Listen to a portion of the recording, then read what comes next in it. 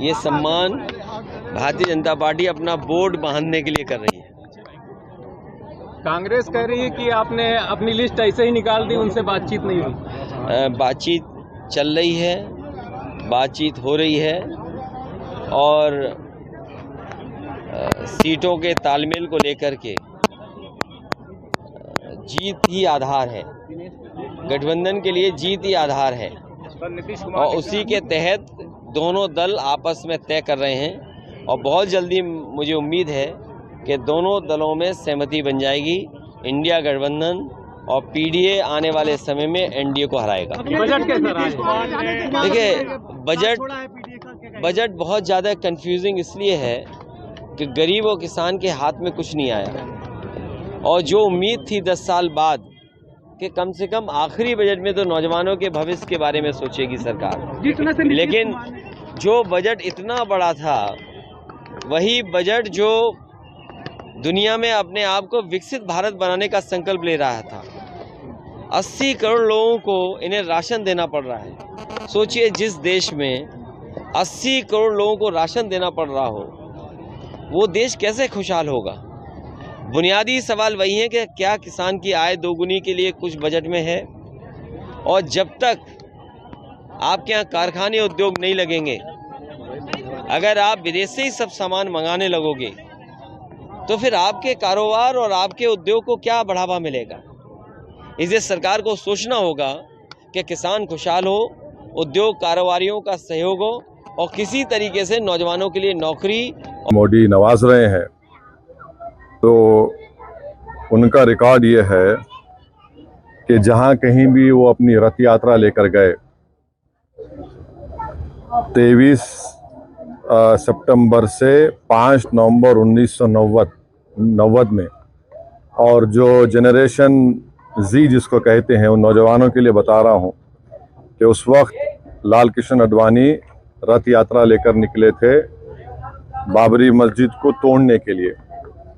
तो ये रथ यात्रा गई 23 सितंबर से 5 नवंबर 1990 तक।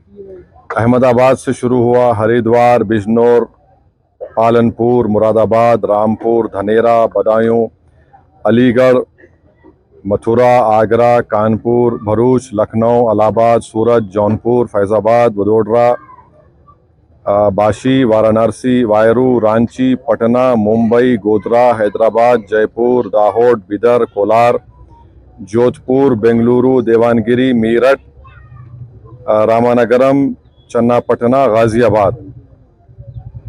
तो उसमें जहां कहीं भी ये इनकी रथ यात्रा गई, बेंगलुरु, कोलार, चन्नापटना में 30 लोगों की मौत हुई फसादात में, देवानगिरी में 1, रामानगरम में 2 नवंबर को 2 लोगों की मौत हुई, बिदर में 7 लोगों की मौत हुई अक्टूबर 5, हैदराबाद में उस वक्त बदतरीन फसाद हुआ हिंदू मुसलमानों का, 30 लोगों की मौत हुई। फिर भारूच में गुजरात में 1 शख्स की मौत हुई 2 नवंबर को। सोमनाथ में से शुरू किए थे ये। तो जहाँ जहाँ ये इनकी रथ यात्रा गई, मुजफ्फरनगर में 3 लोगों की मौत हुई, दिल्ली में झड़पें हुई, जयपुर में 47 लोगों की मौत हुई फसादात में अक्टूबर 27, 1990 में, अलीगढ़ में 3, बिजनौर में तो 58 लोगों की मौत हुई, मीरठ में 7 लोगों की 3 नवंबर को मौत हुई। तो जहां कहीं भी लाल कृष्ण आडवाणी की रथ यात्रा गई वहां पर इन तमाम मुकामात पर हिंदू मुसलमान फसाद हुआ, इंसानियत की मौत हुई।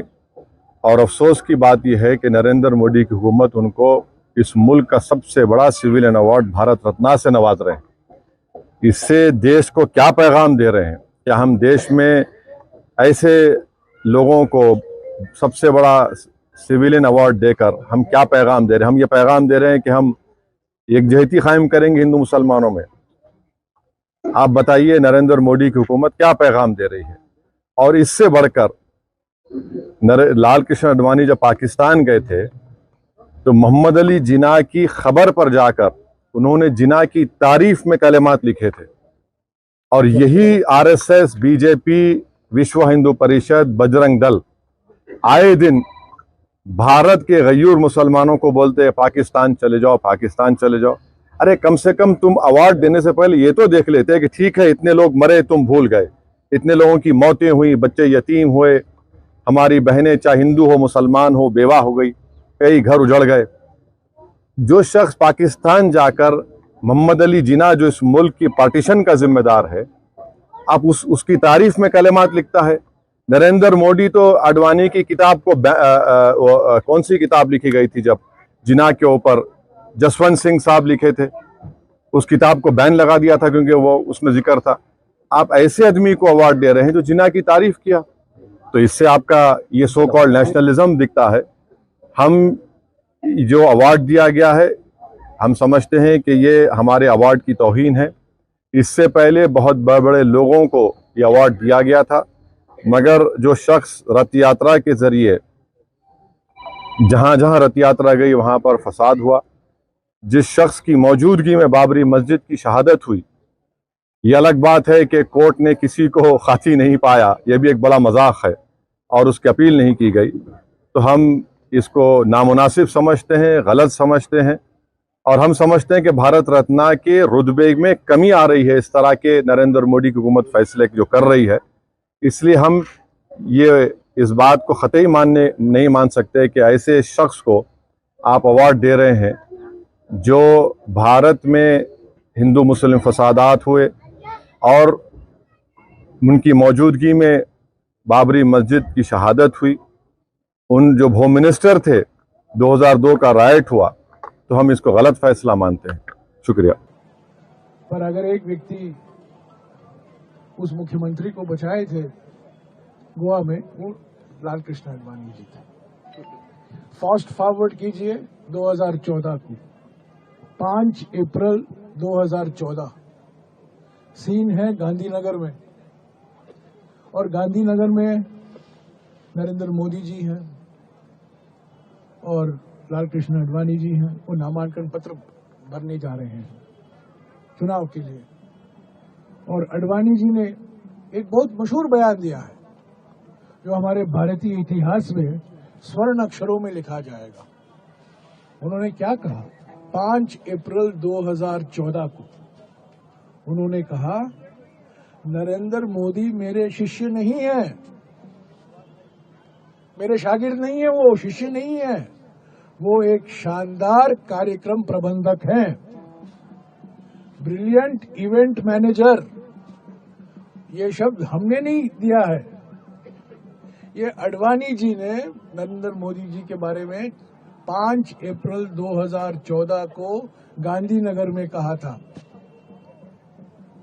ये मेरे शिष्य नहीं है, ये बहुत कुशल, बहुत शानदार कार्यक्रम प्रबंधक है। जब आडवाणी जी और मोदी जी को मैं देखता हूं, ये दो बातें मुझे याद आती। 2002 को आडवाणी जी ने बचाया था नरेंद्र मोदी को, और 2014 में आडवाणी जी ने हमारे प्रधानमंत्री